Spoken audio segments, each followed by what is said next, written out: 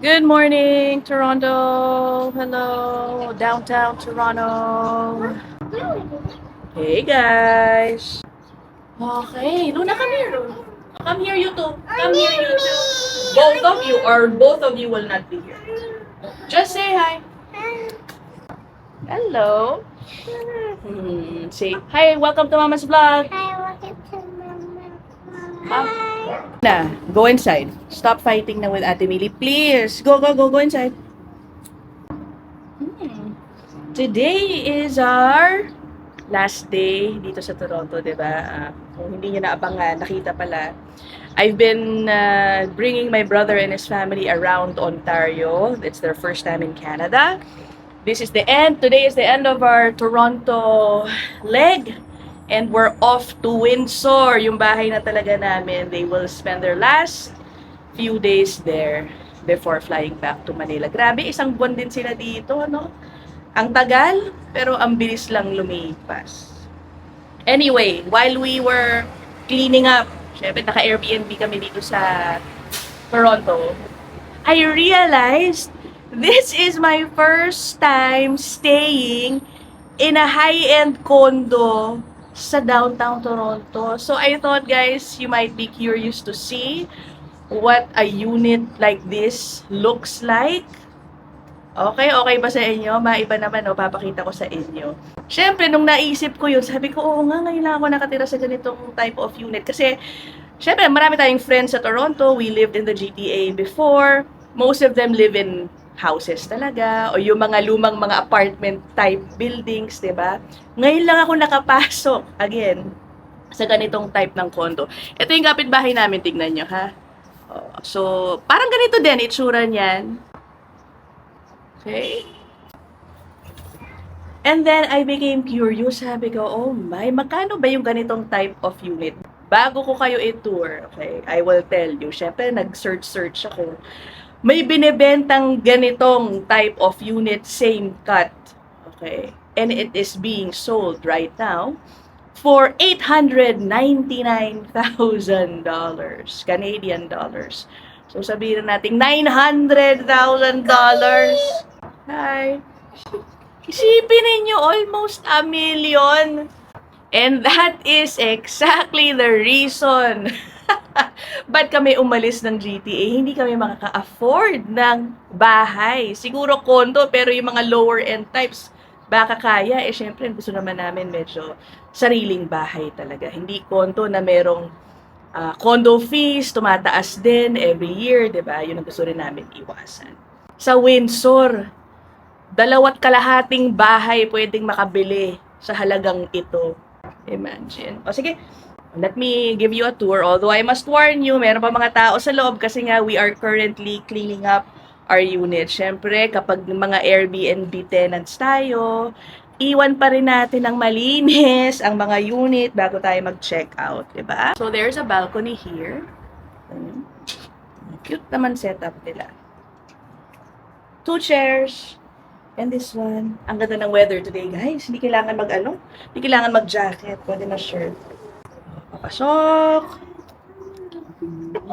Can it just be Okay. sure? Okay, no. This one, say hi. Ay, mga magkulang. Okay.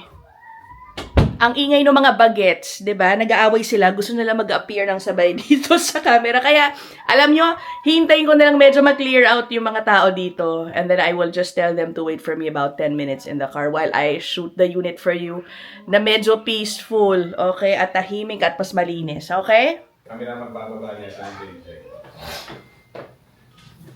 Now, question. Paano ba itong... Guys, ito lagayan. Sige, pangipit mo na lang dito. Daddy, can I Pangipit mo. Sige. Muna. Got everything na. May mga... Finally, the area is clear. Except for, my sister-in-law who is here. Okay. Oh, eto na guys, makikita na niya. From the door.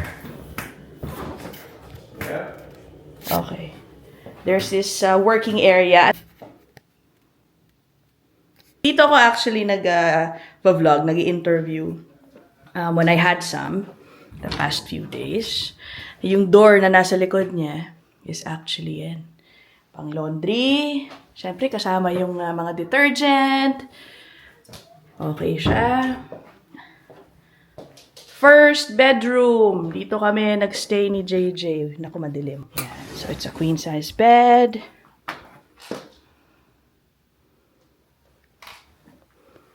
Closet.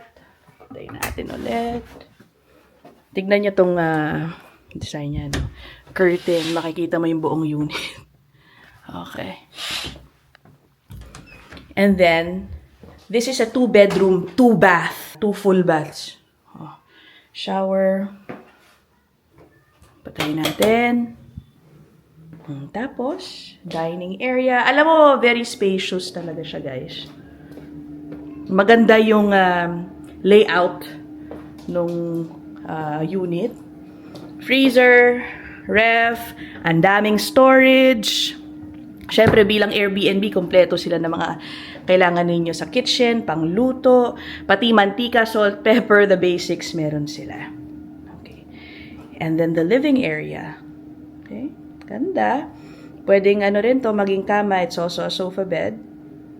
Okay. And then, ito yung main bedroom. Oh, may sarili siyang banyo. Okay. Naku, naka-on pa yung ano. Yan, ano ba ito yan? And look at this main bedroom.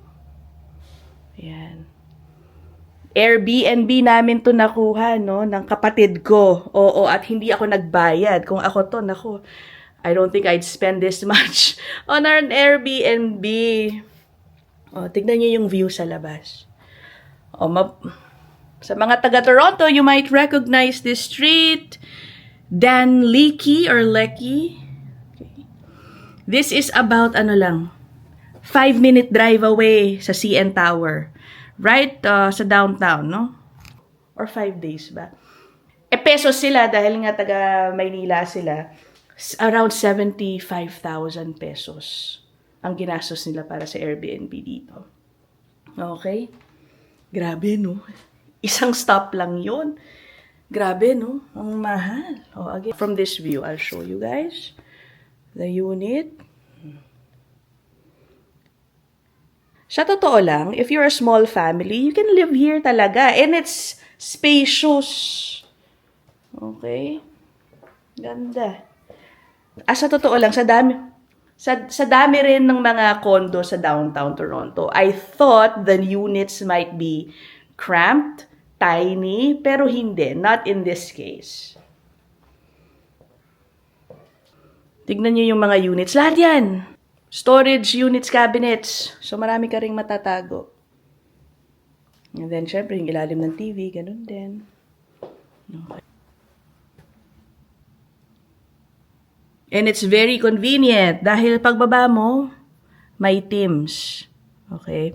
The unit does not come, the Airbnb unit does not come with free parking. Tignan niyo yung van namin. Buti na lang nakakakuha kami ng parking madalas. Actually, everyday talaga.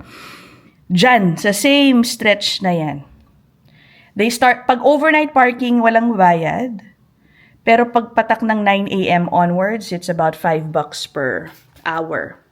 Usually naman umaalis na kami, diba? So, mga 11, ganyan, para mag-ikot-ikot. So, we just spend, $15, $20 maybe a day for the parking. So, that is it. Maganda, no?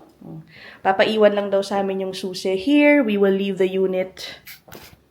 We will leave the unit unlocked. Patayin natin yung mga ilaw. Ano ba yan, Ina?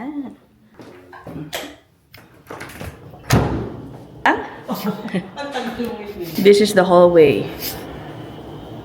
Yan, no?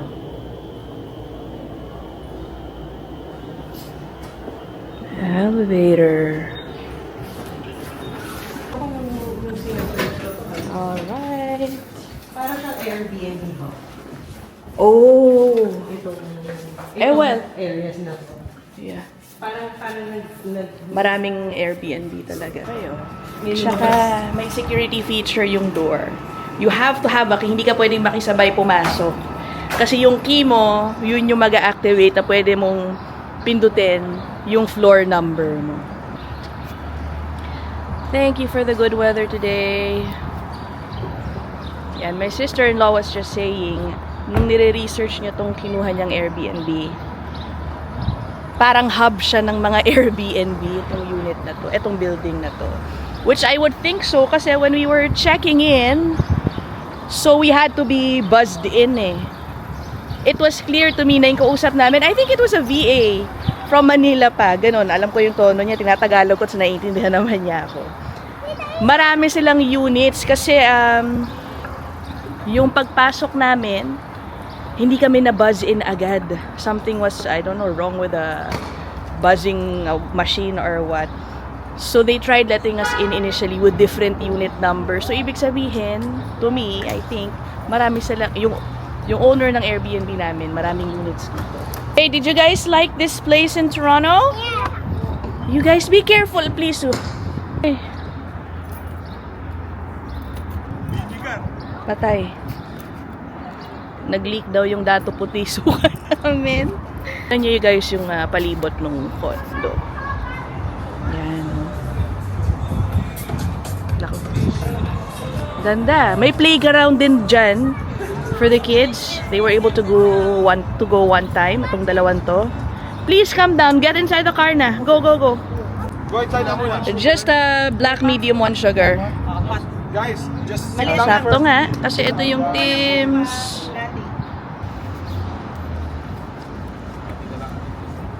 Hi, everybody. We're gonna going show- to Windsor now. And, This is my twin sister. I'm the older sister. You don't know it or something. I'm the older twin. what did you like best about our trip to Canada, going around together? Nature.